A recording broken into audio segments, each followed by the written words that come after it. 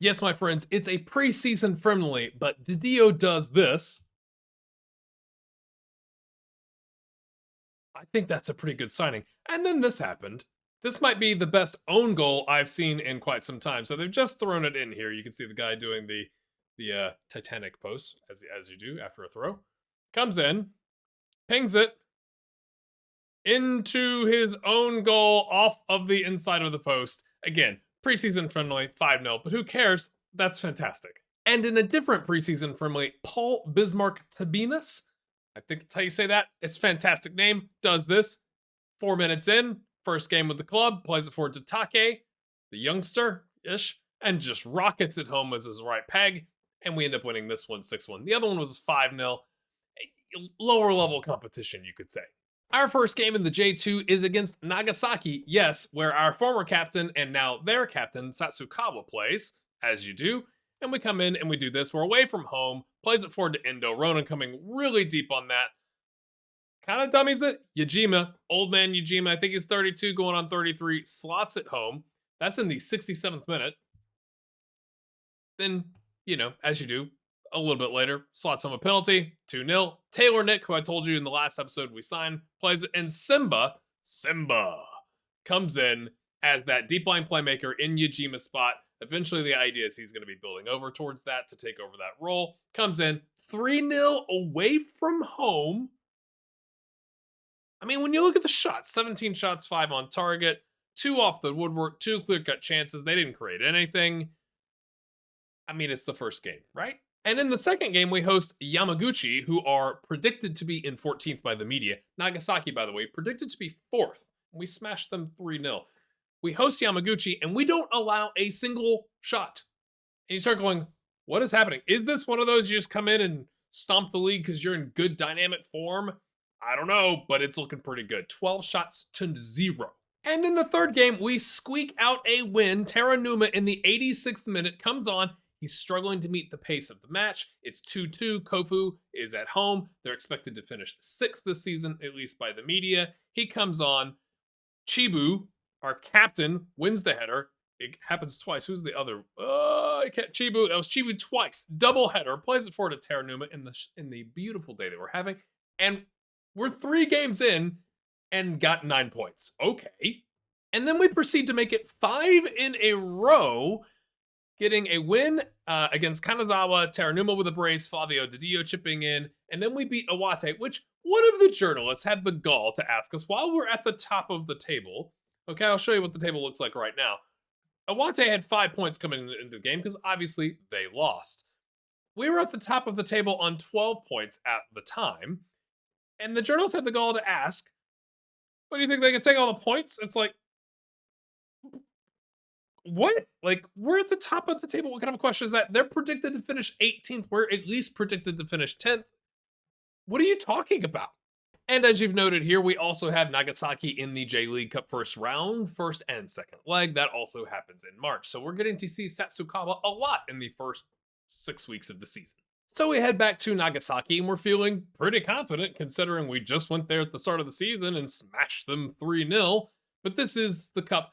And it's one of those things where you go, like, do we really care about the Cup? Like, you don't really make any money until the final, and, like, we're a J2 league team, so the odds of us getting that far are pretty low. Again, we're expected to be mid-table, but we're going to give it our best shot, and it is the, Cup, like the FA Cup, if you will. So I do want to show that to you as a content creator. So Osaki comes down here.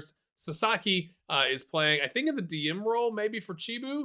A little bit of a rotation there. I think that's how we have it set up. But Juanma Delgado smacks it home, just shy of 18 on the clock. Then he plays it forward. I could have sworn Sato was offside there.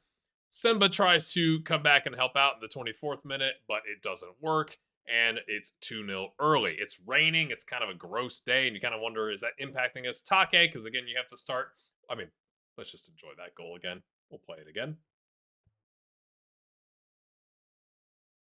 Yeah, that was good, wasn't it? Okay, so then we hop forward to the 54th minute here. Taylor Nick, again, we've rotated for this game because there's so many games at the beginning of the season. Yeah. But it's headed down by Sasaki, and now we're back in it. It's 2-2. We miss a penalty. Semba takes it. a reason that we had Simba take that. I'm not sure. Is he that good at it? Yeah, he's a 9. I think he was honestly the best we had available at the time, which tells you something now, doesn't it? But it ends up 2-all, which I'm a little gutted about because the beginning just wasn't very good. But it's one of those things where you have to play an under 21 player and so on and so forth. 3 whole days later, we host Oita. Oita? Oita. Ball forward. And it's just one of those, like, they just didn't communicate. Keeper, center back, and like you're just sitting there and you just watch the ball roll into the back of the net. It's like fan freaking tastic. But it matters not. That was in the 30th minute. We'd scored earlier. We come back a minute later, which I just want to show that to you because it's Suzuki. 1 minute later, after watching that disaster, Hirao on the left side plays it over. Suzuki slots it home. We end up winning the game 3-1, but I just thought the other goal was funny. We proceed to draw the next 2 games somewhat disappointingly. Again, I'm thinking we're just kind of struggling with the number of matches and the rotation. Again, I think our starting 11 is pretty strong. We've got decent depth, but not decent depth to play every 3 days or 4 days or whatever it is. But we rebuild and we get our squad ready to go host Nagasaki. I guess we're not going. They're coming to us. But Nagasaki's coming to town. Can we get one over on them? As a reminder for the J-League Cup, you must have at least one under 21 Japanese player in the starting 11, and the match squad must have at least 2 players trained by the club. So we're going to go with Take up top as the striker instead of Teranuma. He's going to be paired up with Lucas, and I think I put it's a 17-year-old Nagata as like the emergency defensive midfielder, but he's 17, so he counts as homegrown by the club and all that kind of stuff. We also start Sasaki in the ball-winning midfielder role over Chibu because Chibu is tired. I think Paul Bismarck Tabinas took the left back spot and Ichihara took the right center back spot. So again, rotating because of the number of games. And again, it's one of those like, do we care about this? I mean, we do care about it. We want to beat, our former captain, and I think we can get the job done, but it's not that important. So a little bit of heavy rotation in the cup so that we can work on staying in the league is kind of the priority. So we pick up here. It's the 29th minute. The ball has just been cleared. Sasaki's going to head it back towards the penalty spot. They pick it back up here. They do a little 1-2, 1-2, 1-2 many times, you might say. And Take, number 46, as you do, hops on it. Now we're at the 41st minute, still in the first half. Corner kick comes out. Jesus plays it to the other Ichihara? Not sure. My apologies. And he slots it home. Now we're in the second half, 61st minute. Didio, and it gets headed down. And Take rifles it off the post, but Rodriguez is there to slot it home. Simba comes in. Kide comes in on the right back, or maybe it already played on the right back. Not sure. Paul Bismarck plays it forward to Didio. Slots it home in the 63rd minute.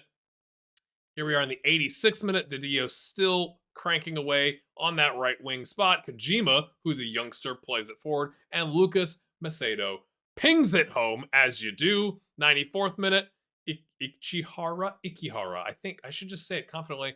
And then, I thought it was going to be a penalty. Ishio, who has come in, gives up a goal, but it doesn't matter because it was the last kick of the game, essentially. And we end up winners 4-2 after a 1-1 halftime, and then at aggregate, it's 6-4. So pretty happy. Lucas gets the man of the match. Take gets a 7.7. So for a youngster, pretty happy about that. Again, we did some rotation here, but overall, pretty good. And also, I think Leandro, yes, we trialed this guy. We brought this guy to Japan. He was on the opposition side. He's a pretty good-looking keeper. I just didn't have a foreign player spot, and it was like, oh, shoot. And then somebody picked him up, and we couldn't really offer a contract that would justify what they're paying him to have him sit on the bench, except he couldn't sit on the bench most games because of the foreign player rule. A full week later, rest and relaxation, my friends. We take on Yamagata and end up losing. This is probably on me. I tried doing a 4-4-2 park the bus because I knew we were tired. Yamagata was in second at the time, so this is kind of one of those, like, I don't care if we draw. Let's take that. We've not lost yet this season, but it was too much change for the lads.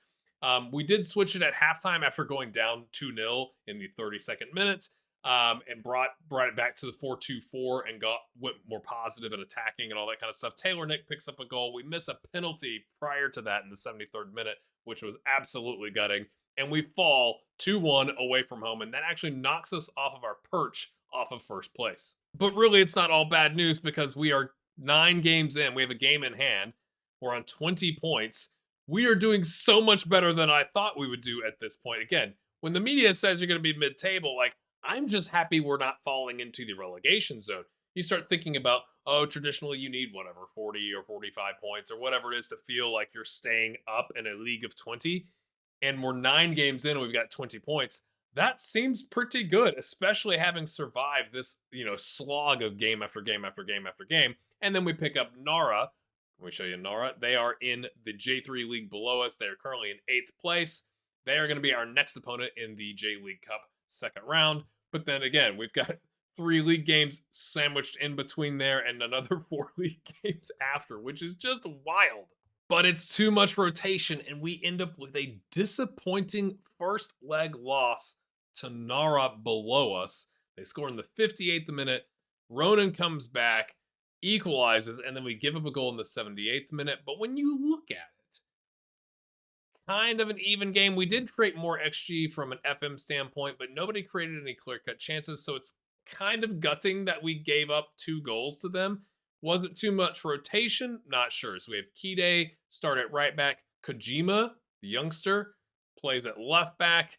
He's not very good, but again, we're just trying to rotate our guys and not have Marsilio play every game ever for the club. Taylor Nick starts. Take starts. So we have to bring some of those guys in at the end of the match to try and, get an equalizer. It doesn't work out. So we go full strength in the next game against Imabari and also lose that, giving up a goal in the 38th minute. Again, we got Hirao at right back, back in the squad. Suzuki, Chibu comes in, Ronan starts. And it's all of a sudden, we've kind of stumbled out of the promotion spots and we're in 6th place.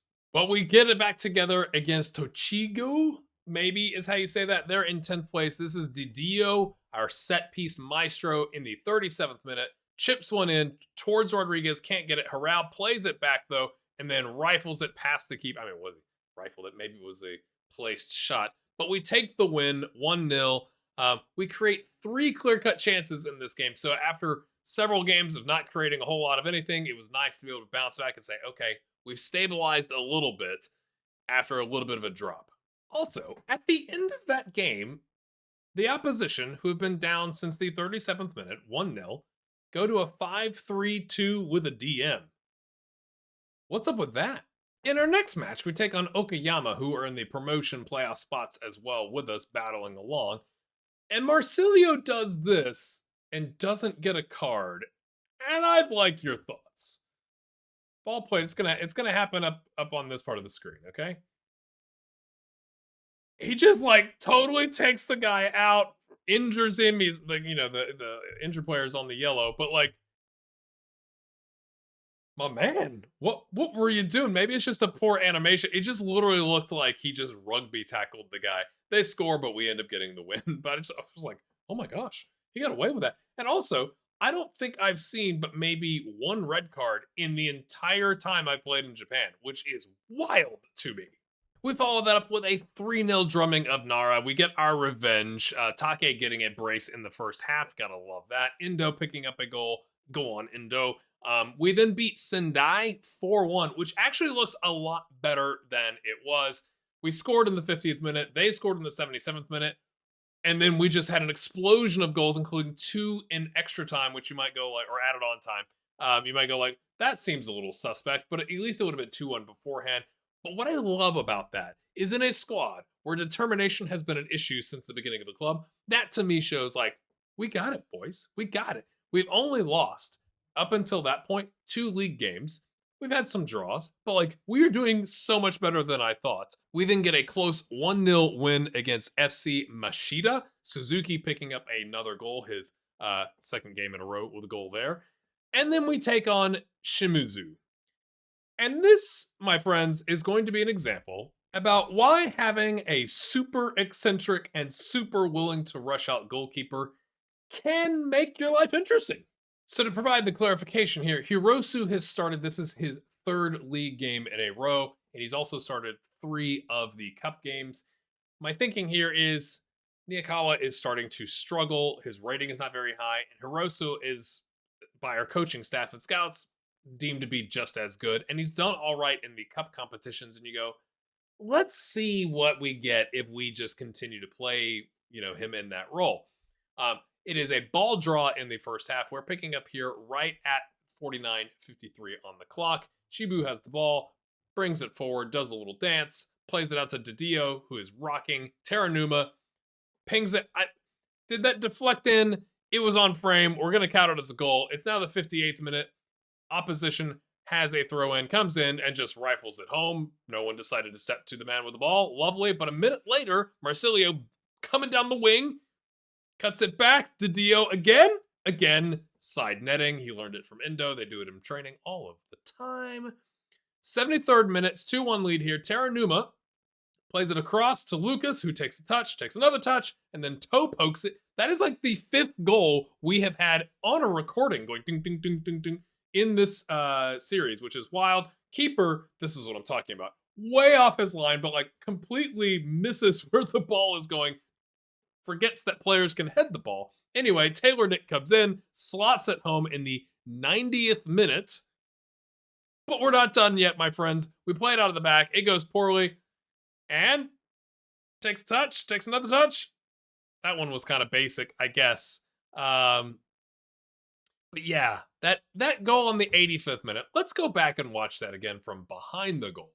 All right, here we go. Hirosu, what are you doing, my man? What are you doing? Ball comes in. Let's just pause right here. There's a man here. I mean, it's like he's anticipating the ball just coming here and no one getting to it. So he rushes out. I mean, his angle is like, I got this. And he misses that it's dropping here.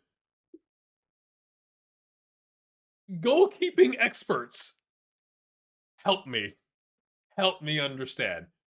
Is this just the rushing out tendency? Is that what it is? I got it, lads. And he just stops paying attention. I just thought, like, I had to pause for a bit on this one and just stare at my screen and go like, what was he doing? And then, as you do. But it didn't matter, right? Didn't matter. It's fine. We're not worried about that. So a little bit more than a third of the way through the season, we are top of the table by a point, but we have a game in hand against some of the other teams in the promotion playoffs below us because it is just a 5-point gap from first until sixth. So that's why it's like you got to keep crushing it. Otherwise, you start slipping down the table pretty quickly. But like, you talk about being thrilled. Like I'm at this point, 35 points. I'm like, we're not getting relegated. There's teams on 7, 9, and 10 points. I think we are good, barring an absolute disaster.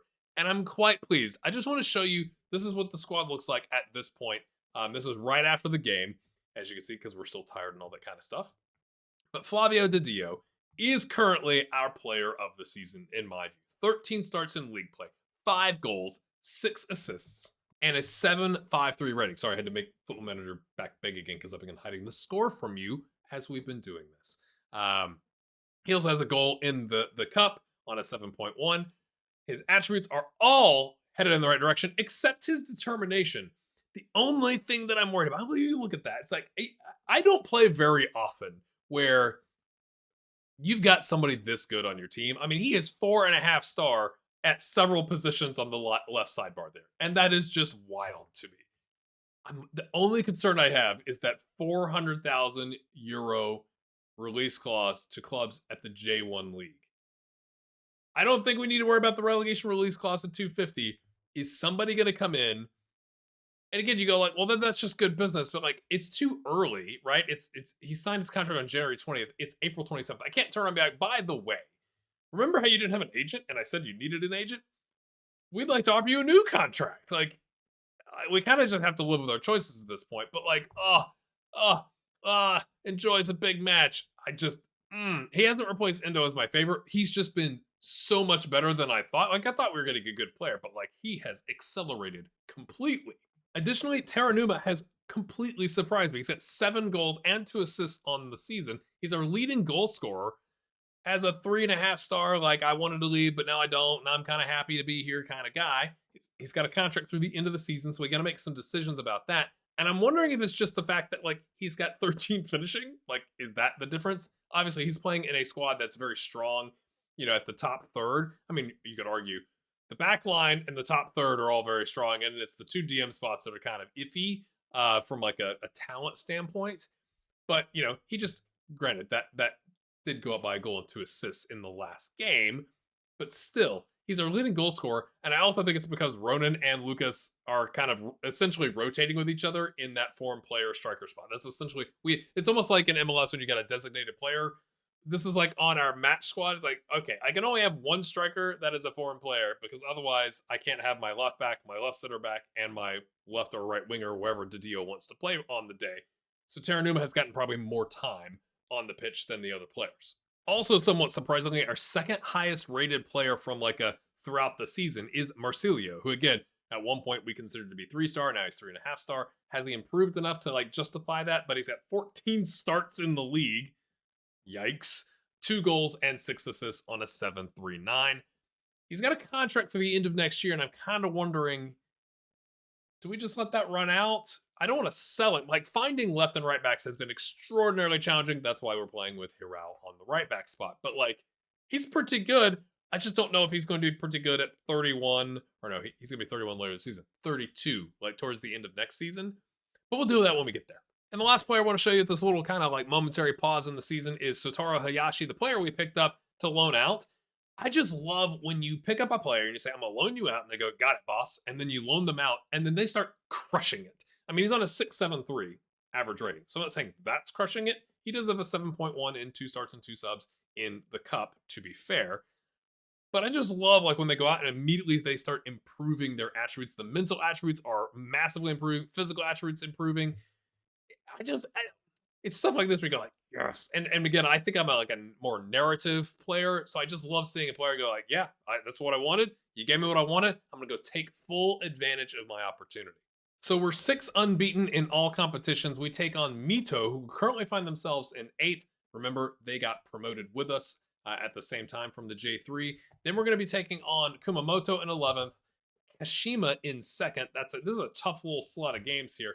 And Omaya in 15th, which is a bit of I'm really glad we're getting Omaya in 15th. I don't know anything about them other than the fact that they're not in the top 5 spots before we get FC Tokyo in the J-League Cup round of 16 first leg. Tokyo, to kind of give you some perspective here, find themselves in 12th on 16 points. Really, though, they've got a team behind them that's at 2 games in hand and several teams with a game in hand. So they're probably more like 14th, maybe, in the J1 League. I consider it kind of a really good test of going like, okay, we find ourselves at the top. Should we be dreaming of getting into J1? How would our current squad face against, again, taking into consideration the match squad and under 21 homegrown blah, blah, blah rules in the cup? How would we fare against FC Tokyo? We did end up being Mito 2-1. We scored first, and then we gave up just an awful, like, playing it out of the back type goal. And it's the first time, I think, in the entire series I berated the team, and Lucas comes in and scores in injury time to get us the victory over our, fellow promoted team squad. Anyway, this is the top of the table clash, which is much more important than that game. We're picking up here in the 15th minute. We've got the ball. Hiral plays it back to Yajima, who is still playing in that right side of the DM with Chibu as our starter. Terranuma, I don't even know what that was. Like, a cannon must be attached to his boot. We then pick up a penalty, and that's quite a poor one by Didio in the 22nd minute. Marsilio, now in the second half, 54th minute. Rodriguez heads it home like a salmon. I heard that on an actual broadcast the other day, and I went, I did that once. Like, we used to do that in Reggio Adace. You guys remember that? Hit a like button and leave a comment if you remember the player's name, who I used to say, like, did a salmon. Also in this game, we got our first red card of the series. It's double yellow. Paul Bismarck Tabinas comes on in the 61st minute, picks up a yellow in like the 83rd or something minute, and then is going to come down here and do this, 93rd minute. It's at the end of the game. We're up 3-0. We're just like, lads, let's just see it out. Let's just see it out. And then we just decide to kick a guy. Honestly, mate, what are you doing in the 93rd minute of a 3-0 win? Did he want a week off? Maybe he's tired from all the games. So it's May 13th at this point. We've already played 18 league games, and in a league that plays until November 8th, that just seems a bit odd to me. Like, that is a lot. It's not a World Cup year. It's 2025. It just seems a bit interesting to me. But anyway, we start on our next Continental badge. Thank you, board. And they also agree to invest 875,000 euros in additional training facilities. We're currently top of the table by 6 whole points with games in hand against 3 of the 4 promotion teams as well in the playoffs. We're doing quite nice. We've pretty much at this point, I don't know if it's mathematical, but we've guaranteed that we're not interested in being involved anywhere near the bottom of the table in the relegation fight. If you come up here to our facilities, you can see that we now have we currently have below average training facilities, but again, the board has agreed that they'll start working on it here in a couple months and invest 875,000. Let's look at the bank balance. That's a big commitment because we've got 865 in the bank balance. Our transfer budget is still 1.6 million as we kind of start to get close to that summer transfer window, and we're spending under our wage budget. We adjusted a little bit on like the scouting and all that kind of stuff from a we're never going to spend that much money on transfers, at least not right now. So I'd rather invest in the club and building up the facilities. We end up losing that game to Amaya 2-1 after 2 very suspect penalty calls going against us. And then we pack our bags and we head to Tokyo to take on FC Tokyo. From a setup standpoint, again, taking into consideration the different players, I think we have Nagata on the bench, the left back youngster that we have. That's not Paul Bismarck Tabinas. It's the Japanese one whose name Kojima, I think, is the name. I can't remember who the player. No, it's Ikihara that we start up here. Yes, that starts at the right center back spot because you have to have an under 21 player in the squad. As you do, Chibu takes the armband as he has the entire season. Also, I should mention, sorry for pausing it twice on your faces there, is we left Hirosu in. It was one of those, like, I left him in and then forgot that I left him in. And then we went on quite a run with only that one loss before the cup game. And we went, I think we have a new starting goalkeeper. Maybe. So we pick up here in the 4th minute, ball forward to Ronan. It's drizzling, raining, really raining. DDO squares the ball. Teranuma smacks it home. And we are literally 3 minutes and 49 seconds in. And I'm like, okay. Ball forward again. Teranuma, who, again, has surprised me so much this season, plays it back across. Ronan this time. We're doing a lot of crossing it back across parallel to the 6-yard box. Pick up in the 71st minute. It's still 2-0. Indo coming down the wing. Crosses it, squares it, as you do. Teranuma picks up his second of the game. He's got a brace to Dio here in the 83rd, just on the turn of the 83rd minute. Plays it back to Kide. Simba drives forward like a lion and pings it home.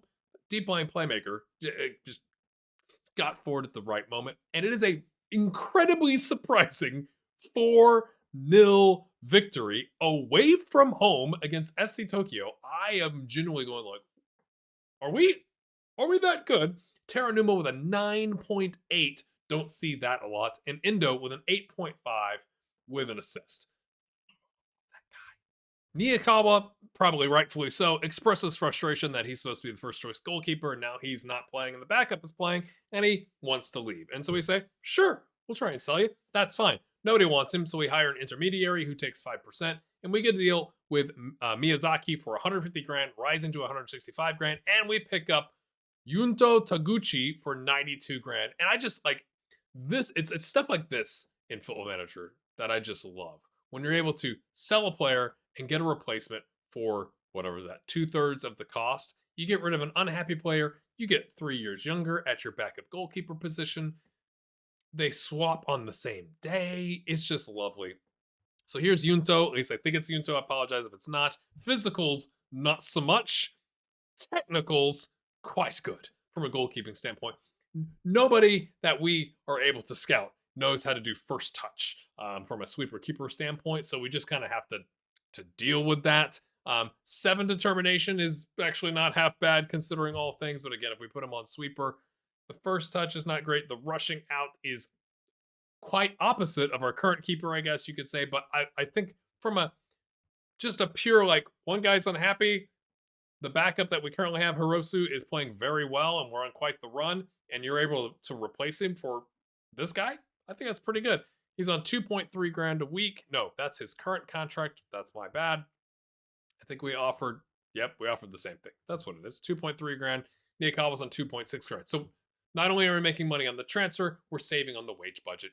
I just love that.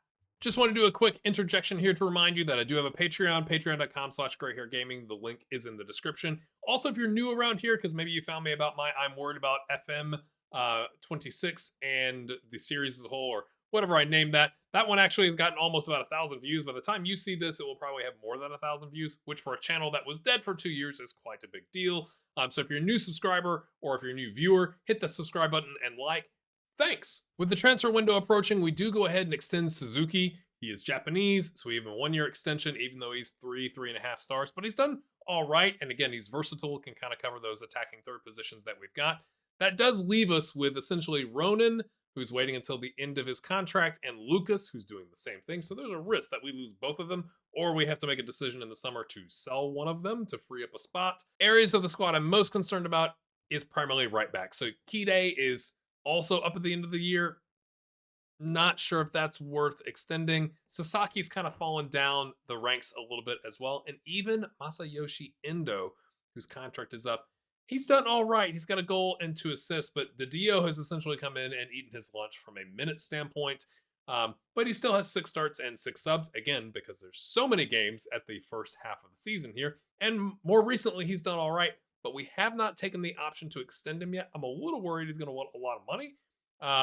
Again, I think he could still improve. You're still seeing the yellow arrows, but I'm not sure if it's a long-term fit if we happen to somehow get to the next level. We also have Yajima, who's 33. His next birthday is in January, so it's at the end of this season when his contract is up. He's getting older, and we're starting to see those dark orange arrows on the physical standpoint, and I'm not sure if he's going to be worth keeping around. Just keeping our options open and kind of thinking about the future as we get ready for the summer transfer window. We end up with a bald draw against Yamaguchi, who are in 19th, fighting for their lives with 14 whole points. I just want to point, can we zoom in there? Yeah. We created 5 clear-cut chances, a 2.79 XG, 13 shots, 6 on target. Yeah. Nothing goes in. I'm sure it was entertaining if you're a Yamaguchi fan. You're like, yay, we somehow survived that. But man alive. After that game, we host Nagasaki. Satsukawa, not in the 18. Despite having started 18 games this season, maybe he's just intimidated to come home. They play it forward here. We're in the 23rd minutes when we're picking this up. What is our backline doing? You got it, I got it, you got it, you got it, you got it, you got it, nobody got it. And then they just smack it home. We hop forward. It's the 45th minute right before the half. It's just like one of those, like, I can't believe we just conceded that goal. Marsilio threads the needle to Teranuma, who smacks yet another goal home. Didio in the 50th minute rifles that penalty under like the one we saw earlier. It's now 2-0, 2-1, I should say. 66th minute, Simba plays it to Chibu, who plays it to Didio. I couldn't even get it out so fast because he hit it so hard. Unbelievable. We're now to the 69th minute. We are rolling. Ronan, 1-touch, 360 spin to Teranuma. Yeah, that happened. And then 84th minute, Hayashi plays it back to the man who hit the corner to him. It goes ding, ding, ding. Gets deflected, kind of got into the mixer, smacks home. Hirosu is not pleased by that. 88th minute, we're not done. Kide drives forward. Plays it back to Sasaki, who's taking that DM roll over, and Yajima, old man Yajima, pings it in with his left peg. And it ends up being a 5-2 resounding victory against Nagasaki, and that's like the 42nd time we've played them this season. So we head into June at the top of the table, still clear by 7 points, although Okayama does have a game in hand, so it could be 6 points if they happen to win that one. But we're feeling very, very solid. We have 2 different cup competitions in June. Actually, a normal amount of games when you look at it this way.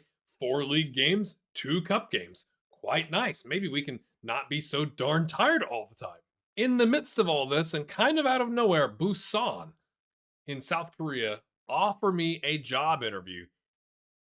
And I think awful heavy about this, my friends. But when you look at it this way, Busan is in 11th. And I'm sorry if that's not how you pronounce it. I think it's Busan.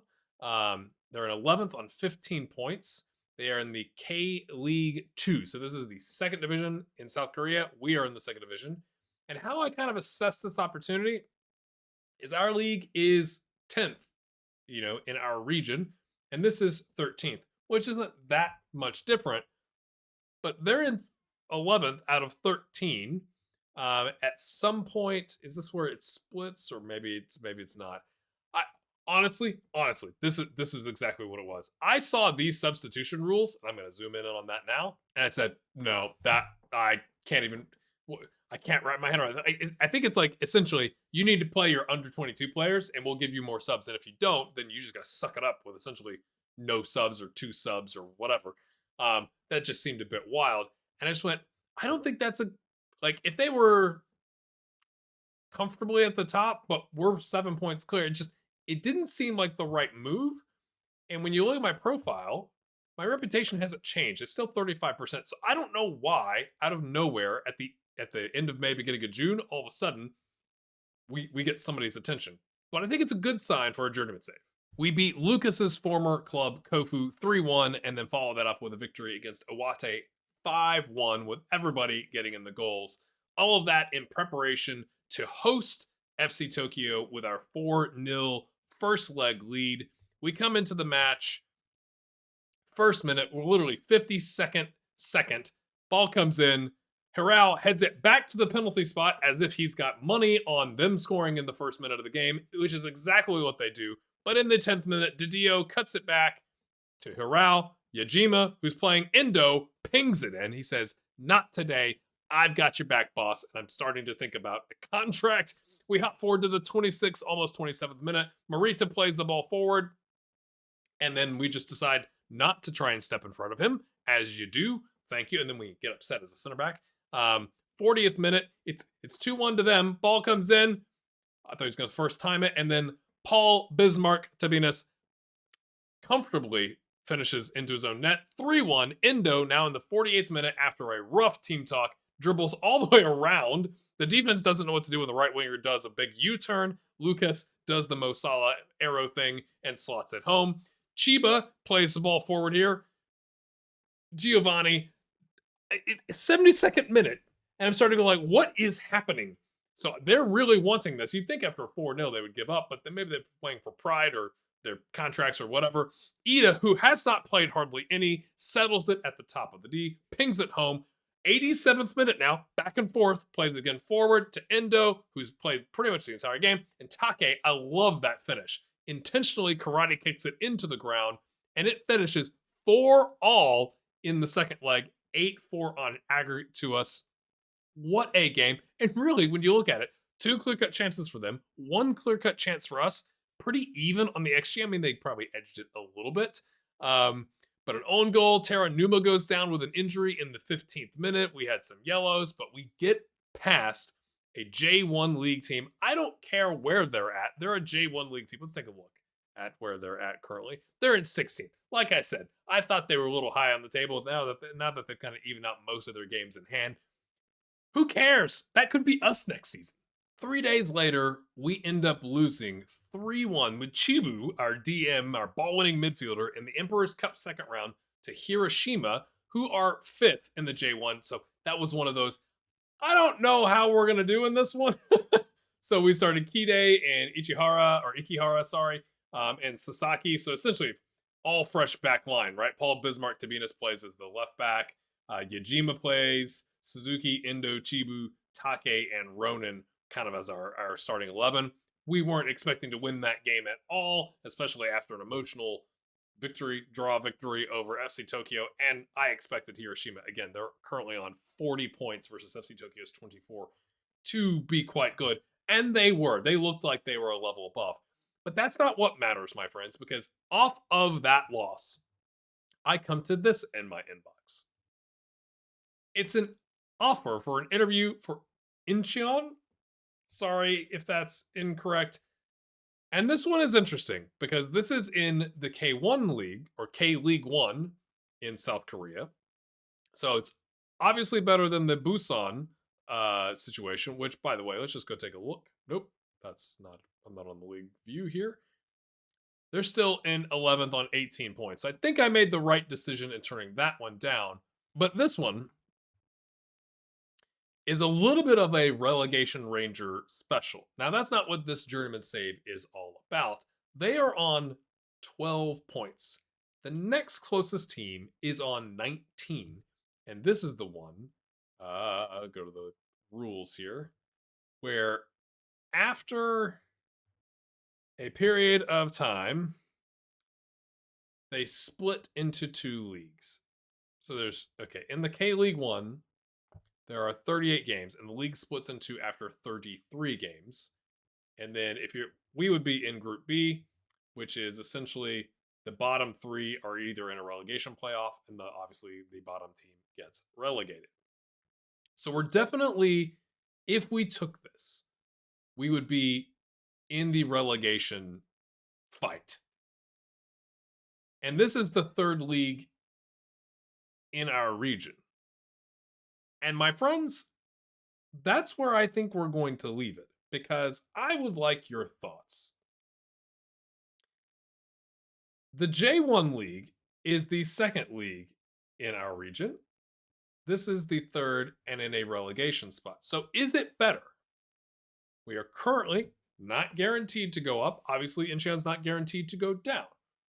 But we are in a battle to get ourselves into the 2nd league in the region.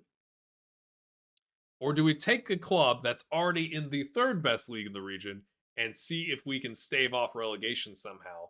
Again, it doesn't split for another 13 games, and it's a 7-point gap to just get to like the relegation playoff line, if that makes sense. I'm not exactly sure what to do about that. We have a 7-point gap. We are pretty much guaranteed that at this point, barring an absolute disaster, to be into at least the promotion playoffs. Because 41 points, 54, 13 points, clear of that. Really, of 38, so whatever that is. 16 points clear of staying in the promotion battle. We've got a squad that is clicking. Now, we've got Nagata and some different players in here because it was a cup game against a team we knew we were going to lose to. But we've got a pretty good squad. We haven't had any transfers since Taylor Nick and getting rid of our goalkeeper, and that hasn't even happened yet because it's not July 7th. We've got transfer budget. The bank balance is doing okay. And our reputation, again, still has not changed, is at 35%. I want to hear from you in the comments. What would you do in this situation? I believe the phrase is stick or twist. I will have to remember which one is sticking and which one is twisting. But I'm a bit torn because this is supposed to be a journeyman. But is the Incheon job a better job than sticking with Kagoshima and seeing if we can get promoted? And then let's do this as a thought experiment. If we somehow got promoted, do we stick around? Or we say like, okay, like that's enough seasons with one club. Your reputation should have improved by now. Now let's just resign and go find something else. That's where we're going to leave it, my friends. If you've enjoyed this, hit that like button, leave your comments. Thanks so much, and we'll see you next time.